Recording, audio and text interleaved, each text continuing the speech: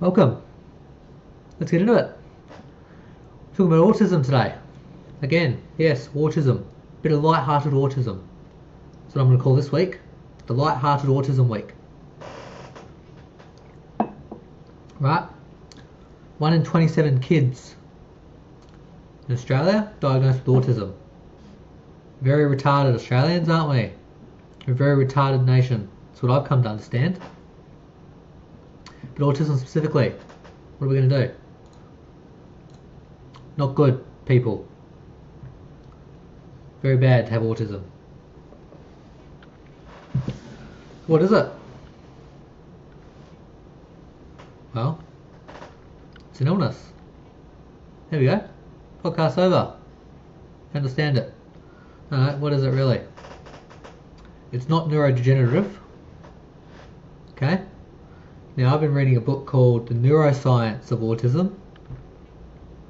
Very problematic. A lot of the studies they've done,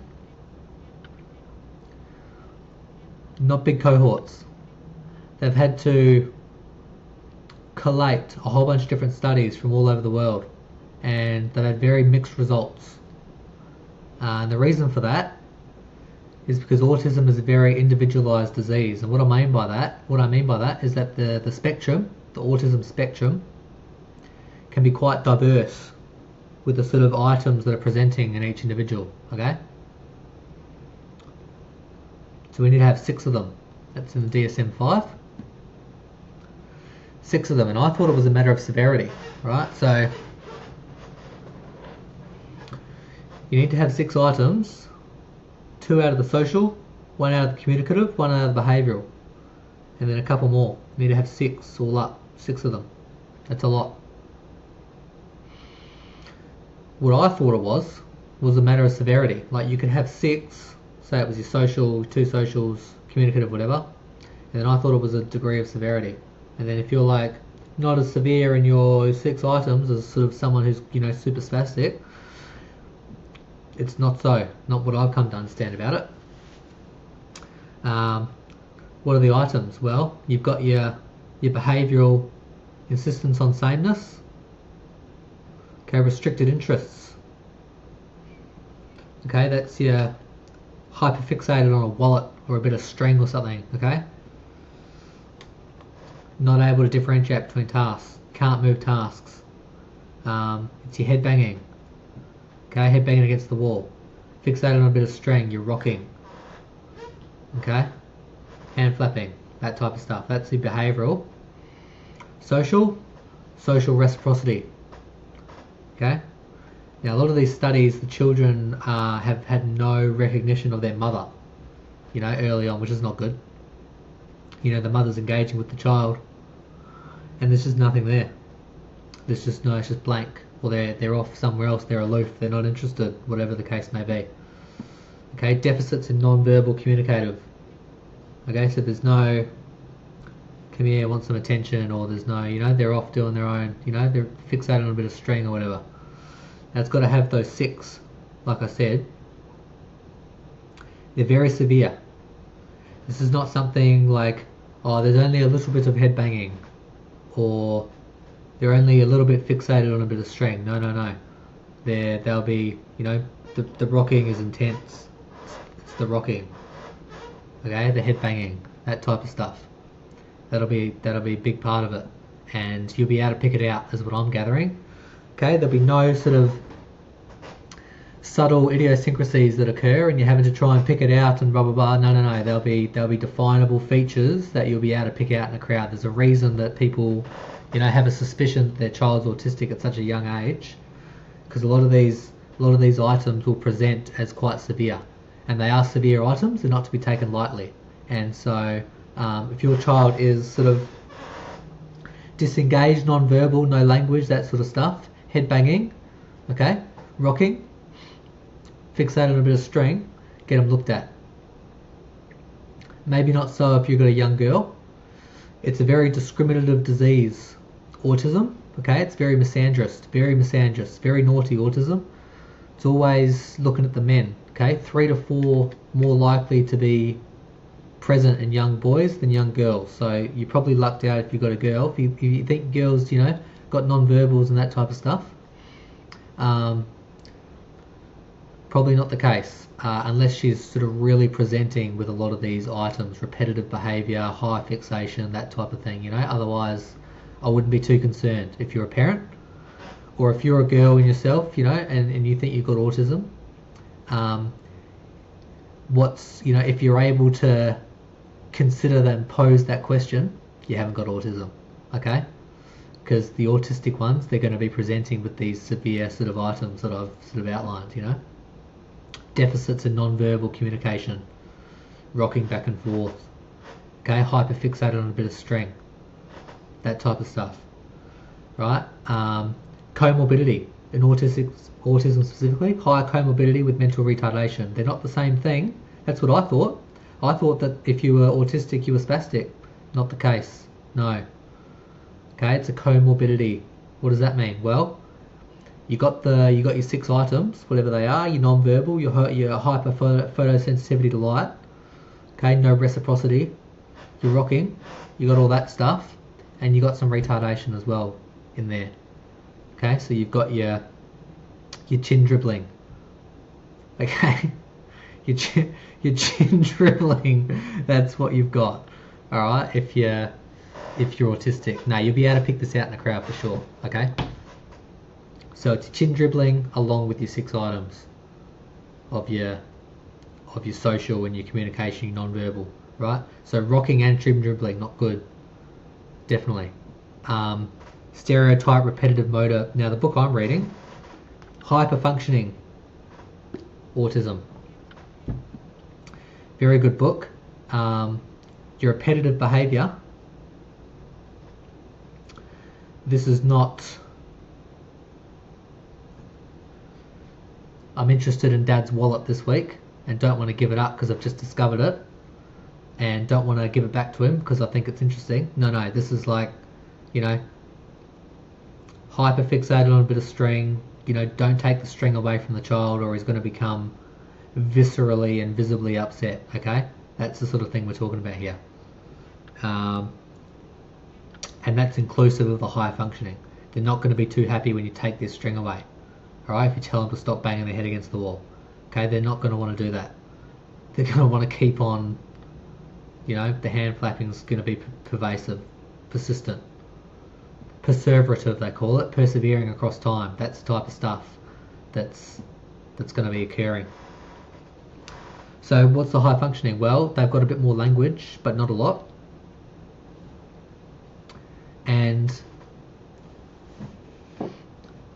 likely they're going to be able to hold a job based on what I've read, and so I query whether we really should be labelling these people, the ones that are high functioning, as even autistic. I wonder what good it serves them, because there's not a lot of medication that can treat it.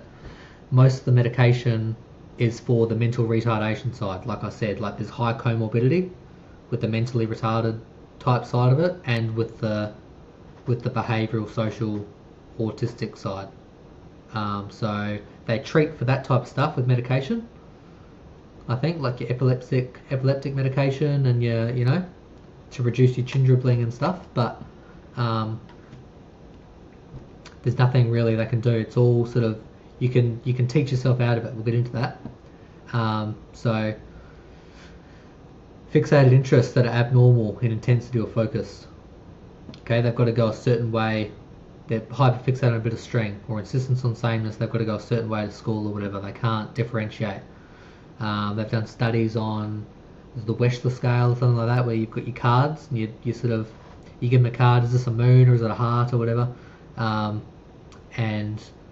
the child won't be able to tell. Okay, he's not going to be able to. He'll be hyperfixated on one of them, and so in terms of language. The child will be not really aware, even the high functioning ones, that you're trying to engage with them in conversation. Alright, it'll go over their head. Sort of idiosyncrasies, that type of stuff, they're not going to understand it. Okay, and that's really what we're talking about here. So that 1 in 27, whatever it was, I don't think it's really going to be a problem with Australians. So you're high functioning. Now, language appears to be quite important. That's what I've gathered. Children without language, autistic children without language by the age of 4. Okay, it's not very old at all. 4 years old, they're going to have a hard time. They're not going to be, they're going to regress, okay, in a negative way. It's going to snowball.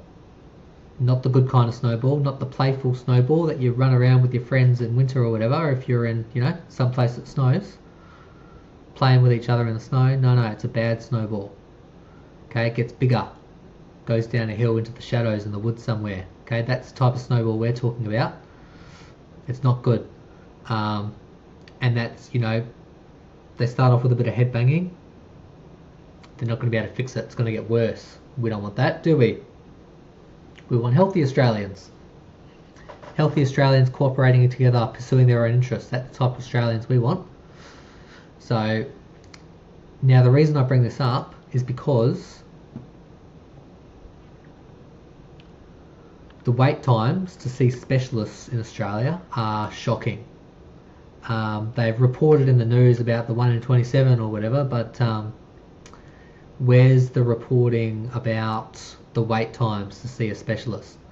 Because in WA specifically, it's not good. It's 1 to 3 years to see a specialist for ADHD and autism, and nationally it's minimum a year at the moment. And so, a lot of that is going to be your overdiagnosing and you're sort of bringing your children in with just, probably addicted to tech or something, thinking it's something else. And the really autistic ones are likely being left in the gutter. And that's not good. They're going to be left behind. And, if you're a mother or a father and you've noticed some idiosyncrasies with your child that you think are not quite right, okay, persistent head banging, fixated on a bit of string, your chin dribbling, that type of stuff, and you need to wait 1 to 3 years, well, it's 4 at the maximum, 4 years old before your child gets in to see a specialist to confirm your suspicions, it's too late. After 4, it's going to be a lot harder for your children to develop those tools necessary to progress in life in a positive way. And that can happen based on what I've read. If your child's autistic, they can get better to a certain degree. They can become functioning. Okay? Because a lot of people with a severe autism, they're going to have that comorbidity with the mental retardation, that type of stuff. Right? So if they haven't got that, but your child's a bit autistic with the idiosyncrasies, it can be resolved. That's positive, but you need to get onto it quick. So start looking at your tools to get your language proficiency up. Start teaching your child some emotional reciprocity, some language. Even if he's communicating, even if he's banging a head against the wall, but he's asking for a bit of milk at the same time or whatever. Or he's hyper fixated on a bit of string, but he's like, ushering you over, trying to get you to be interested in the string as well. That's good news. That means he's communicating, and that's what we want. All right, so zone in on that behavior, start progressing it. Do that while you're waiting for your evaluation, because it can be too late, and you don't want that, because life is hard, and you don't want to be dealing with a child who progresses, negatively in life.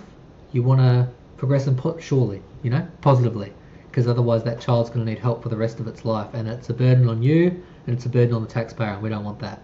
We want high functioning, capable adults in Australia running around, not banging their heads against the wall. That's not good behaviour, and not hyper fixated on a bit of string. Okay, you can fixate on engineering and that type of stuff, that's all good, but not on your bit of string. Okay, that's not on. We don't want that. No head banging, no rocking, no hand flapping. Okay, we don't want the hand flapping. Good high functioning adults, that's what we want, and that can very well happen for your child. With a bit of hard work and determination, you can get it. 100%, you can progress your child, but it's going to be too late otherwise if you don't get into it quick. So if you're waiting for an evaluation, start researching your language, because language is very important. Why is it very important? Well, it's a function just like motor skills. Right, Noam Chomsky's done work on this. The child can develop from a very small subset of words and grammatical rules, and they can very quickly start adhering to rules that you haven't taught them. Okay, that's your motor function progressive type good snowball. That's your productive integrating web of learning from empirical evidence type stuff, right? So in terms of motor function, the autistic kid's not going to have any. There's none of this. No high motor function skills. No, he's going to be with your hand flapping and your head banging and that type of stuff. He's not going to have it. Okay, he's just going to be and so I think it was Piaget who defined it. I don't know what definition they use now, but I'm just going to go with Piaget's. That how motor function is defined is your assimilation from learned behaviour towards new tasks.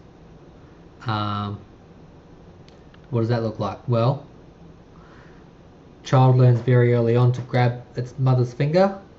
That's intuitive to the baby, isn't it? Can learn to grab and hold on to your mum's finger, and that's for safety or whatever, or for comfort, or just for discovery. It's discovered your mum's finger and it likes it. Okay, wants to hold on to it for long periods of time. Good on him. Clasp your child, get him to hold on to your finger. That's some good pair bonding behaviour. Now, eventually the child's going to come across some objects. Hopefully, if you're a good parent, you've got some objects around it, and your mum's not around, so all it's got to play with is the objects. So what's it going to do? It's going to try and grab something. So say you've got a ball here. I've got a little ball. Now, grabbing your mum's hand, or your finger, the way that I've outlined, is not going to work for the ball, is it? No. You need to clasp it in a different way, in a different format, in order to hold the ball. Okay? Maybe I want to hold it more delicately. I can hold it like that. I can just grab it. That's the sort of thing we're talking about with motor function. Okay? So it's learnt behaviour, it's grabbing. It's learnt to grab. Now it needs to develop more and understand how to grip the ball. And that's the sort of motor function. That's how it's defined. Okay? So it's learnt behaviour assimilated towards new tasks. And that's that's a good snowball. That's a snowball upward snowball. That's the good one, into the mountains, into the there's light on the snowball coming down in the mountains or whatever. That's the good one. That's what we want. So the child progresses upwards like that. Now that can happen with your autistic child. So don't be concerned. I know maybe some people want to delve in your child's autism or whatever, your martyrdom or whatever. Let's not delve in that behaviour. No, we don't want these labels on children. We didn't like labels long ago, did we? But today it seems we're fixated on them. Well, let's stop that. We want to be high functioning individuals and competent adults. That's what we want here in Australia. That's what we want in this nation, because we're all together in this, aren't we? All cooperating together for a better world, pursuing our own interests. Okay, that's what we want. So if you're a parent, you think your child's autistic, get them with the language, that's for sure. If they've just got Asperger's, based on what I've been reading, like they're even more high functioning, and I wonder whether we even really need to be trying to label these children with it, because if they might not understand all the idiosyncrasies of the group, but they're still able to interact with each other. What's wrong with that? Nothing. They'll be able to hold a job. They'll likely be very good at it because they'll be fixated on direct tasks instead of wandering off, like people checking all their emails instead of doing actual work. Right? That type of stuff. So, very likely, diagnostic criteria should be looked at in Australia. That's what I've come to recognise. And it's very singular and severe, these types of illnesses. And what's interesting, when I was reading this book, the neuroscience book, not a lot of work's been done. Okay, it's all sort of observational from professionals not a lot of invasive work, because from an ethical standpoint as well, if your child's a spastic, you're not going to get consent because the child's not going to understand what's going on. So it's not ethical to sort of break apart the child's head and start scanning him or whatever if he's a spastic, if he's got the mental retardation comorbidity with the autism, okay, the chin dribbling. And then if you do manage to get some invasive work done, or some EEGs and that type of stuff, your fMRIs, how do you differentiate between the autism and the mental retardation if you've got the high comorbidity, okay, the chin dribbling? Is that your main, how are you going to differentiate with your neuroimaging? No, it's very difficult. Okay, so not a lot of work's been done, and any of the breakthroughs that a lot of these studies have done, they're undermined by conflicting results in other areas where other studies, because again the autism's highly individualized. Okay, your 6 items can change. That's why it's a spectrum. It's not a slider where you go 1 to 10, how retarded are you? No, it's a spectrum. Lots of different things happening, all just separate and diverse depending on the individual. One individual's got the head banging and the rocking, that type of behaviour, and the emotional reciprocity, and the one's got sort of hyper fixated on a bit of string or something. Okay, those are 2 different things, 2 different items, and it can change for the individual. So very difficult to study. So why are we interested? Well, I'm just interested in this topic. That's kind of what I'm doing. I'm sort of reading a little bit of books like this high functioning individual with autism. I'm going to read a couple more. Hopefully there'll be something different in there. I'm not reviewing the same topic every day. That won't be very interesting, will it? No, but we're going to carry on. We're going to do something else next week. Maybe a bit of free market politics, or maybe we'll go the opposite way and do some Marx. I don't know. It'll be up to you guys, maybe. Maybe someone else can put something in there and we'll have a read through and we'll see what happens. But in terms of autism in Australia, I really query how much work we're really doing to help it, and how much it's undermined by the overdiagnosing that's happening, because it's 100% being overdiagnosed. Cause and effect is very difficult. I don't want to mention vaccines. The reason I don't want to mention it is because of the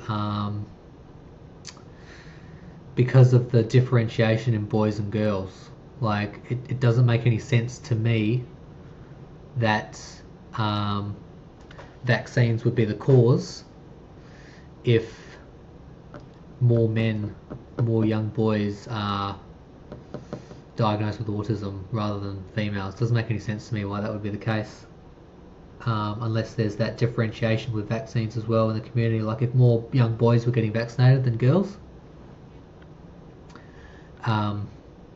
maybe you'd make that argument, but I don't know that much about it. So I'm hesitant to say that vaccines really cause autism. I just look my first glance look at it, but we'll see. We'll keep looking into it. We'll have a look. But what I can say is, based on what I've read, if you want to look at cause and effect, it's your language. If you're babbling to your child instead of speaking to it like an adult, that child might have, heterogeneity's got a lot to do with it, the genes, but the language is 100% a factor. And so if you're babbling to your child's more likely to grow up not understanding the social cues. You're really underestimating how much we really need to communicate with our children. And I don't mean by communicating just giving it a ball to play with. No, like your reciprocity, your playing, your that type of thing is going to be really important for your child. And if you're on your phone engaged, because the tech's built to keep you engaged, and you got your child on your phone engaged, where's your social cues coming from? It's not going to have any, is he? He's going to be hyper fixated on his phone. And so that's another big part of it.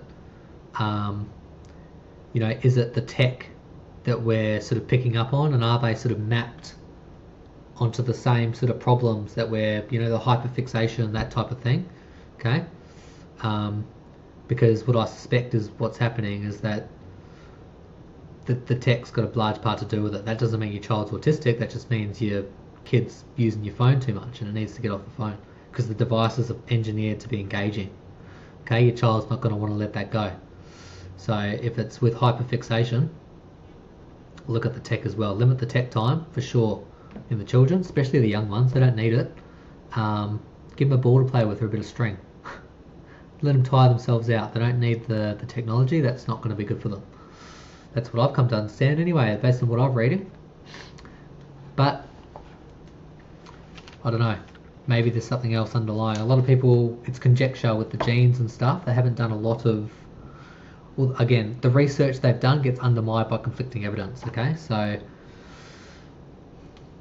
the diagnosis is purely behavioural from a doctor's standpoint. So a professional is going to come in with his clipboard and his diagnostic scale. He's going to ask your child some questions. He's going to observe your child's behaviour. And if your child is exhibiting some of these features and they're mapped the same with technology is, the doctor's going to think your child's autistic, and that's not good, because he might not be, and your child might be getting services and being labelled in a way that's, is not actually the case, and that's not good either, because your child might be completely healthy and the services your child is receiving might be needed elsewhere for the real spastic ones, the ones that need help, the chin dribblers, that type of stuff. Okay, so they're going to need more help, aren't they, than just the normal. Okay, or I call them normal, the high functioning. They're normal, aren't they? They're just Australians, just like everyone else, pursuing their own interests. Okay, that's what they are.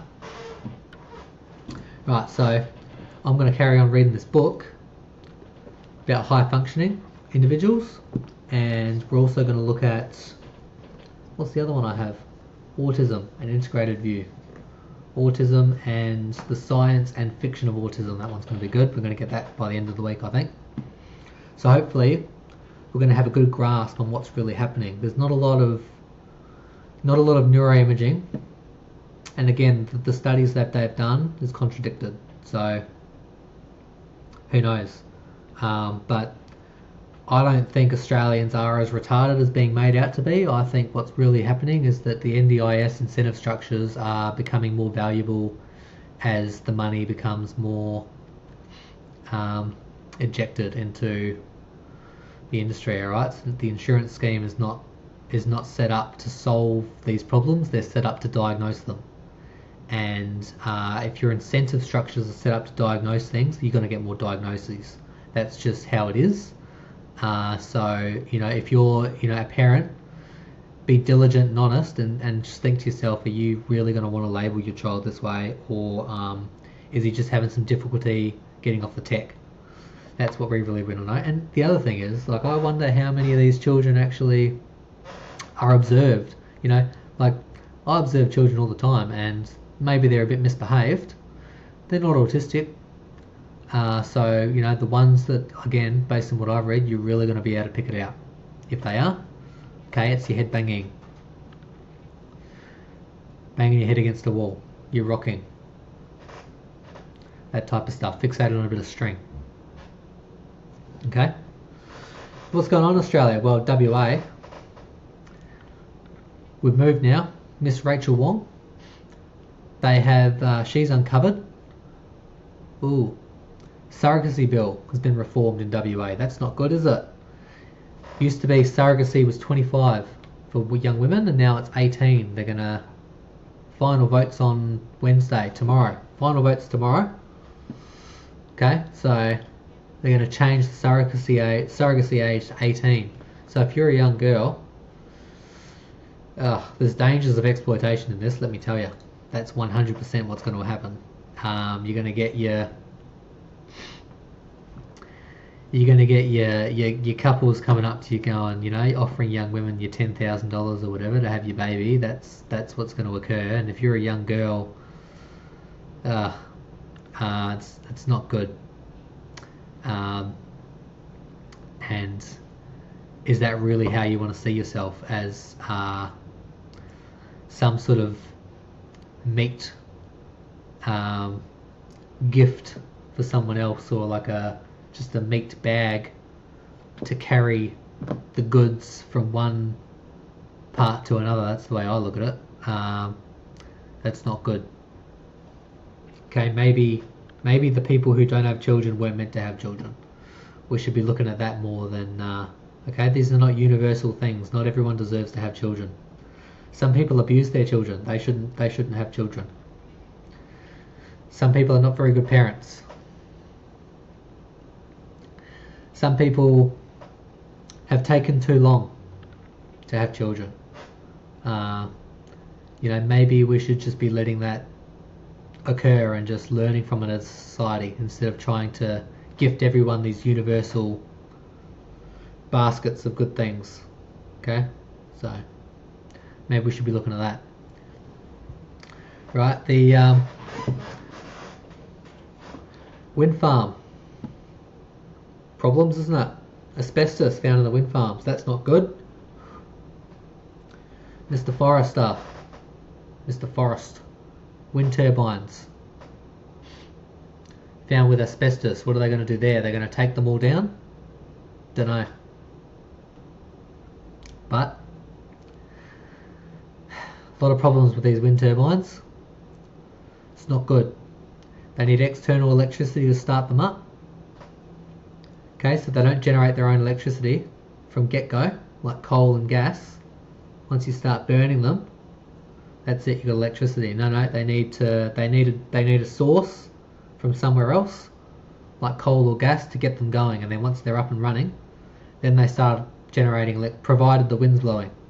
Okay, so not good, not a good source of energy. But the incentive structure is very much dedicated towards, these people are going to jump onto the bandwagon. If the government's offering money, then the people are going to jump in on it, and that's just the way it is. Once the money stops, the projects are going to stop, and it's all taxpayer funded, and that's not good. So if you want more money in your pocket, consider voting for a party that is more interested in Australians pursuing their own interests, because that's really what we want. All Australians cooperating together, pursuing their own interests. That's what a market is, and that's the best way forward. A lot of these wind farms are having problems, and they're tearing up a lot of land to put them in, and they're not doing it in a democratic way. Okay, they're taking the land off people. They're forcibly buying out the land for a cheap price, not what the land is valued at. Have a chat with some farmers in New South Wales, and they'll tell you it's not good. Okay, I've seen they've knocked all of the wind farms offshore. That's all gone, isn't it, from the media? Remember, that was all the big thing, and then all the whales started dying, didn't they? Now that's gone now, but nobody talks about it. That never happened. Okay, I'm pretty sure the one off Bunbury or Albany is not going ahead, hopefully, because the whales will start dying. And we like our whales in Australia. We've got lots of nice whales that come in every year, just like the dolphins.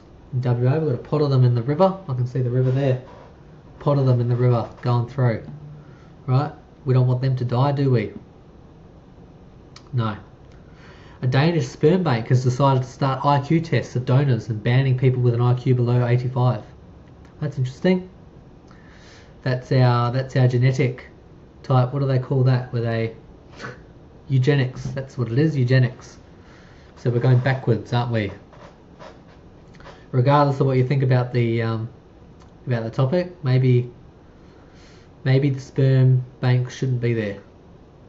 Maybe as a society we should be saying, well, you missed your chance, or whatever it is, and that's heartbreaking for some people. But if you move at that with a bit of grace and humility, and maybe you can benefit some younger girls who are going through the same thing and thinking that they've got time and they don't, because it's going to be hard. And a lot of older women should be telling younger women this, that if you don't get onto it and start having your kids, your time runs out quicker than you think. Okay, it's not good. You've only got a small window, especially for the women with the biological side of things. You've only got a small window. You need to get onto it if you want to have children. And you should have children because children are lovely, wonderful little things. Okay, wonderful creatures. They're going to enrich your life, and you don't want to walk away at 45, 46, not being able to have them and regretting it. And that's not good. That's what we're talking about here. And so if you're older and that's happened to you, that's very distressing. Let people know how distressing it was for you, and let them know how unhappy you are, because that's not good. We don't want, move forward with some grace and try and help the young girls understand it from your perspective, okay? You don't lie to them. That's what I want to tell you, because that's not good. Have your kids, have them while you're young, and yeah, then we won't get the Danish sperm banks forcing people with IQ below 85. I mean, in some respects it's alright, below 85 is sort of coming into your chin dribbling mental retardation levels, and we don't want that either, right? But those people below those IQs also, they're going to be coached into coming, okay? Those are not people that can think up for themselves that they should be going into a sperm bank. Those are being led in by somebody else, okay? So those people, maybe we should be looking at them as well, because they're definitely being led in by other people, 100%. Nobody at an IQ below 70 is sitting there thinking to themselves, I'm going to go to a sperm bank today, that'll be a good thing for me to do. No, it doesn't even occur to them, okay? They're not able to come to that conclusion, okay? Those are your below 70s are your chin dribblers and you're mentally retarded, alright? That's the sort of thing we're talking about here, okay? Right, number of Aussies shouting around at the pub has tragically dipped as tight budgets and price pressures mean the classic art of generosity has become too expensive. I talked about this the other day, didn't I? Why do I need to save up 2 weeks to go get pissed down the pub? It doesn't make any sense. And, that's your economic problems. Less money in your pocket, more tax. And we'll talk about that when we come to free market economics. The more the bureaucracy extends itself, the less money you're going to have. And if you're in debt as well, you get yourself out of debt, because, if you've got debt on one end coming out of your money that you do earn after tax, and then your tax, those things are going to increase, okay? Because the government's going to keep taxing you, and your debt's going to snowball in a bad way. We don't want that. Okay, your debt's going to snowball negatively down the hills into the shadows. We talked about that, didn't we? Down the hill into the shadows. You snowball, we don't want that. It's not good. And the government tax, that's going to keep going. They're not going to stop. Not the federal government. Not unless we do something about it. They're not going to stop taxing you, and they're going to tax us more. That's just, it is what it is. They're not going to stop.